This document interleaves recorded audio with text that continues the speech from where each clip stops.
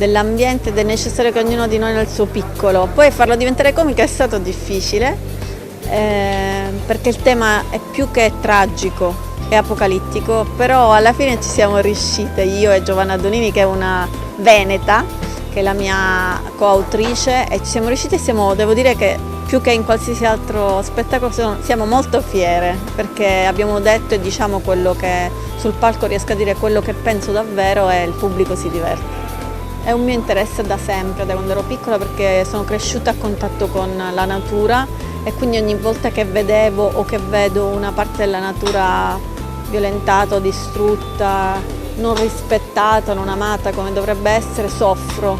Soltanto che poi nel frattempo sono diventata comica, ma pensavo fosse troppo difficile proprio perché è doloroso per me riuscire a trasformarlo in uno spettacolo comico. Invece l'anno scorso, 2 anni fa, quando abbiamo iniziato a scrivere questo spettacolo, ho pensato che proprio non potevo parlare se non di questo, e quindi mi sono messa, ho cominciato a leggere, a studiare, a informarmi, e poi piano piano lo sguardo comico, che è quello che ho di solito nel vedere le cose, è venuto fuori. Secondo me la cosa fondamentale oggi è capire che non siamo noi il centro del mondo, non siamo noi il metro, la misura di tutte le cose, noi esseri umani, ma siamo animali insieme agli altri animali. E poi non comprare, non consumare. Già la parola da noi in Sicilia si dice mi consumai, per dire mi sono rovinato. Ecco, noi non compriamo più, noi roviniamo, compriamo e buttiamo, quindi non comprare.